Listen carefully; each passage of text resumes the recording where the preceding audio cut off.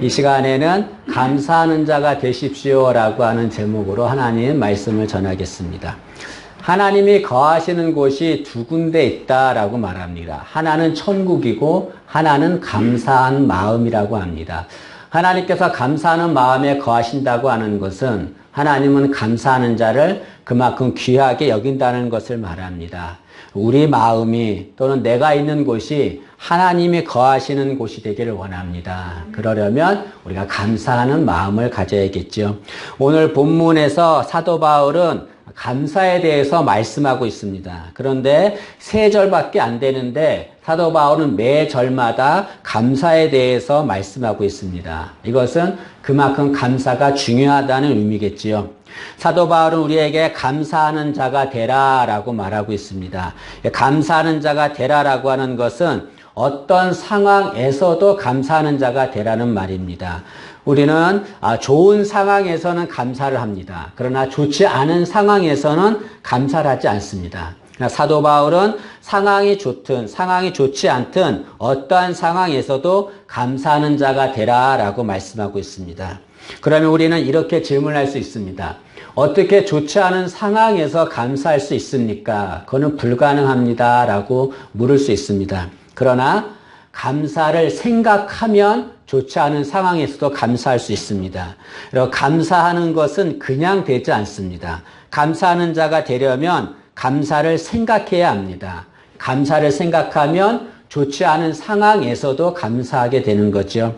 그래서 감사를 영어로 thank라고 합니다. 이것은 think에서 나왔습니다. 생각이라는 거죠. 이 말의 의미는 무엇입니까?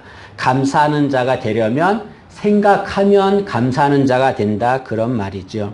혹자는 또 이렇게 질문할 수 있습니다. 좋지 않은 상황에서 아무리 감사를 생각해도 감사가 나오지 않습니다. 그럼 어떻게 됩니까? 라고 묻는 이들이 있습니다.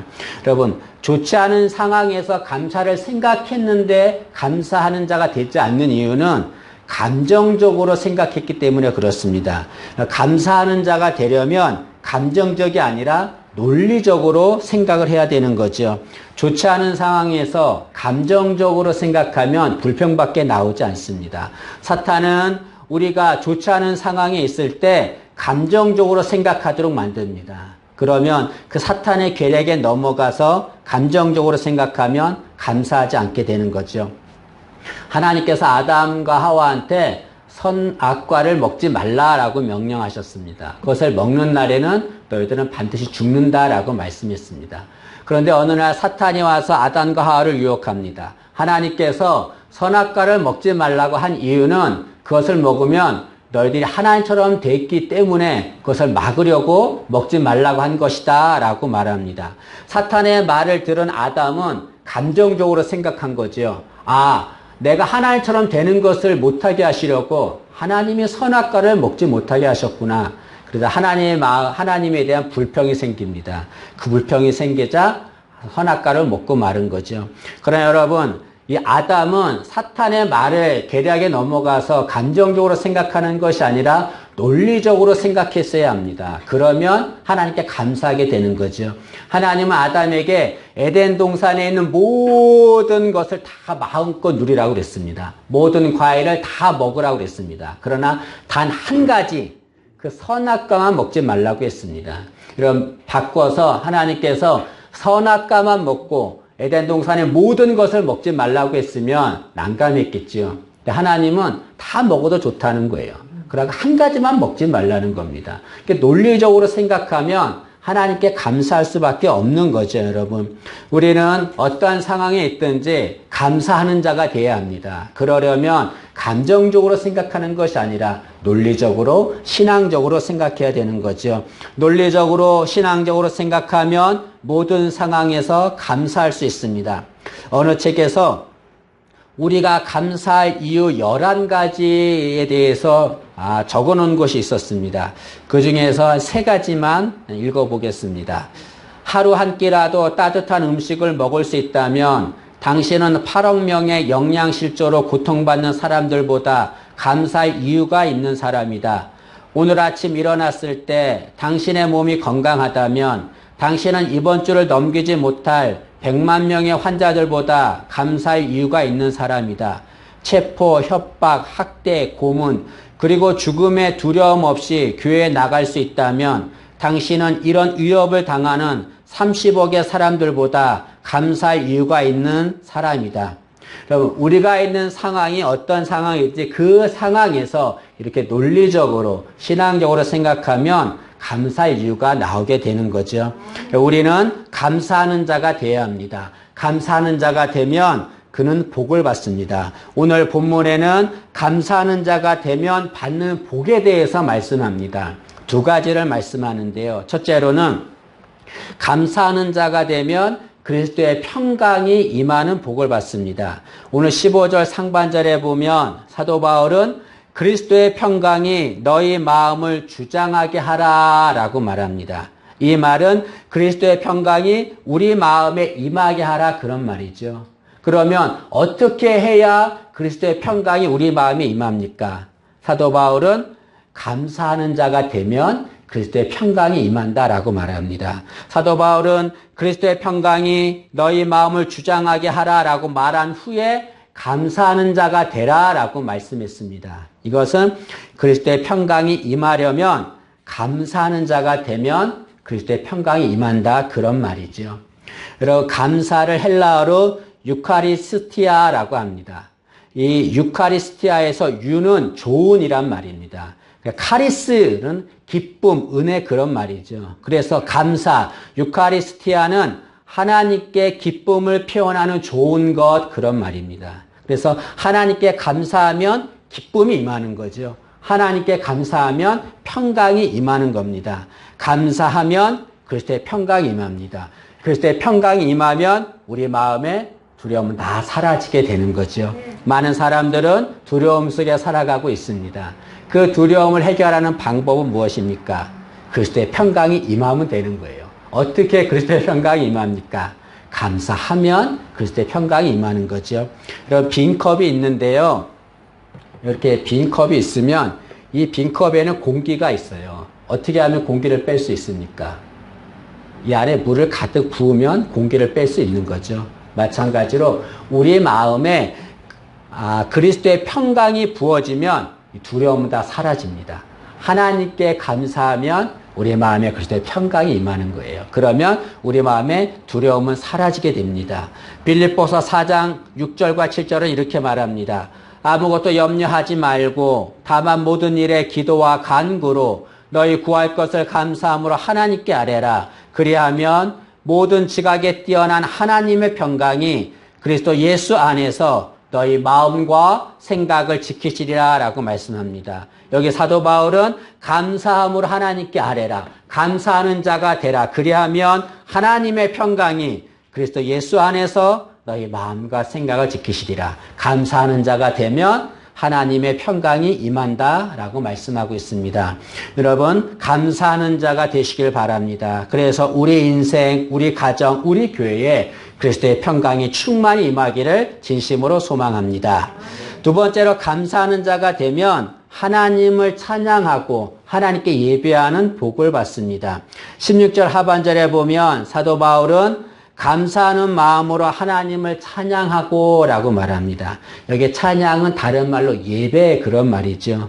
이 말은 감사하는 자가 되면 하나님을 찬양하고 하나님께 예배하는 자가 된다 그런 말이죠.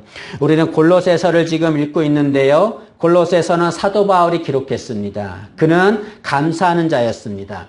사도 바울은 신약 성경 13개를 기록했다라고 얘기합니다. 그 중에 13개 중에 11개의 성경에서 사도 바울은 감사하라는 말을 하고 있습니다. 특히 골로새서는 4장까지 되어 있는데 4장은 매 장마다 감사하라라고 하는 말이 있습니다. 사도 바울이 이렇게 감사하라고 하는 말을 한 것은 그는 감사하는 자였기 때문에 그렇습니다.